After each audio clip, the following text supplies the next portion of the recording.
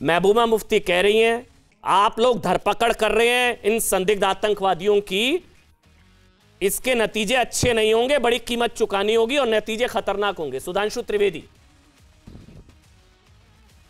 देखिए, जो महबूबा मुफ्ती कह रही हैं उसमें कोई गलत नहीं है, उनके दिल की आरजू है, क्योंकि नतीजे उनके लिए अच्छे नहीं हो रहे हैं, नतीजे उन्हें चुकाने पड़ रहे हैं, ये उनके लिए बहुत बड़ी समस्या है।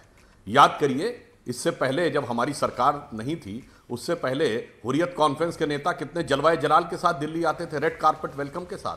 अब आते हैं ईडी के सम्मन पे, एनआईए के सामने पेशी करने, और भारत सरकार ने उनसे धेले भर की बात नहीं की 7.5 साल में, ना पाकिस्तान से बात करने दी। मुश्किल तो उनके लिए है। और महबूबा जी से तो मैं हरबंस जी से पूछना चाहूंगा कि ये बताइए, महबूबा जी क्या एक प्रेस कॉन्फ्रेंस आई थी जब धारा 370 हटी थी, तो वो अपना एक कश्मीर का झंडा लेके खड़ी थी कि आईन से हमें एक झंडा मिला था, निशान मिला था, जब तक ये निशान हमें वापस नहीं मिल जाएगा तब तक हम इसे नहीं मानेंगे। यानी एक झंडा जो हुआ करता था। मैं उनसे चुनौती से पूछता हूं, कश्मीर में जितने आंदोलन हुए उसमें वो कश्मीर का जो पुराना झंडा था उसकी एक तस्वीर दिखा दे, एक तस्वीर दिखा दे। झंडा सिर्फ आईएसआईएस का दिखता था, झंडा सिर्फ पाकिस्तान का दिखता था, और प्रेस कॉन्फ्रेंस करने में पुराना कश्मीर का झंडा दिखा रही है। यह होती है असली चरित्र कुछ और दिखाना कुछ और यहां पर मैं एक और बात भी कहना चाहता हूं। तो इन लोगों को दिल्ली भी तो आप ही लोग बुलाते हैं चर्चा के लिए कश्मीर पर। मुझे याद है 7 लोक कल्याण मार्ग में भी बाहर खड़ा था, इनको रेड कारपेट वेलकम देकर इनको दिल्ली आप ही लोग बुलाते हैं। त्रिवेदी जी, इनका असली रंग पता है ना, चाल चरित्र चेहरा पता है। देखिए अमन जी, हम बिल्कुल एक बात बता रहे हैं, हमने आज तक कभी हुर्रियत के किसी नेता को बुलाया हो तो बताइए। हाँ, पीडीपी के साथ बुलाया क्या? उनके साथ तो हमने गठबंधन सरकार बनाई थी। देश के हित में हमने एक प्रयोग किया था जो पूरी तरह गलत हुआ, और प्रधानमंत्री स्वयं 2019 में बोल चुके हैं कि हाँ, हम ये मानते हैं कि वो महामिलावट थी और हम उसको सफलतापूर्वक नहीं चला पाए। मगर आप याद करिए, पीडीपी के साथ गठबंधन रहते हुए भी ऑपरेशन ऑल आउट चल रहा था।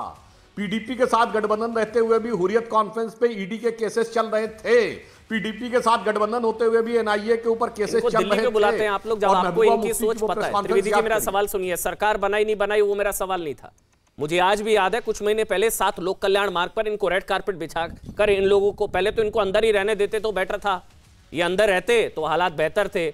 जब से बाहर आए तब से जो है घाटी में क्या हो रहा है क्या नहीं हो रहा है सबको पता है। त्रिवेदी जी, सवाल ये है, जब इनके विचार आपको पता है तो इनको दिल्ली क्यों बुलाते हैं? क्यों रेड कारपेट वेलकम देकर 7 लोक कल्याण मार्ग में इनके साथ चर्चा करते हैं?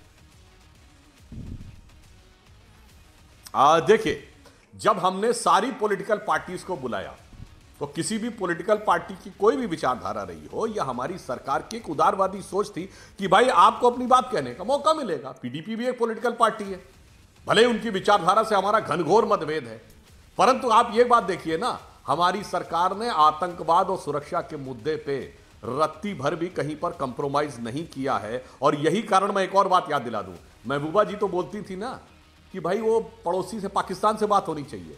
आज हालत क्या है? जब धारा 370 हटी तो एड़ी चोटी का जोर लगा लिया पाकिस्तान ने, और चाइना ने भी पूरा जोर लगा लिया। यूनाइटेड नेशंस में एक बिंदु का भी प्रस्ताव नहीं ला पाए। और इतना ही नहीं, इसके बावजूद भारत पहली बार ऑर्गेनाइजेशन ऑफ इस्लामिक कंट्रीज के उसमें सम्मेलन में भी जाकर बतौर स्पेशल गेस्ट भाषण भी देकर चला आया। इसका मतलब ये यहां कुछ भी कहते रहे, जो मोदी सरकार की कूटनीति और सुरक्षा नीति दोनों कश्मीर को लेकर बहुत सुदृढ़ नतीजे भुगतने पड़ेंगे। वो तो इसलिए त्रिवेदी जी, इनकी धमकियों को गंभीरता से इसलिए लेने की जरूरत है। एक ट्रेंड है कि जब वो 370 या ऐसे 370 को लेकर बयान ऐसा कुछ बोलती है तो घाटी में कुछ हो जाता है। तो ये संयोग हो सकता है, इत्तेफाक हो सकता है, कुछ भी हो सकता है।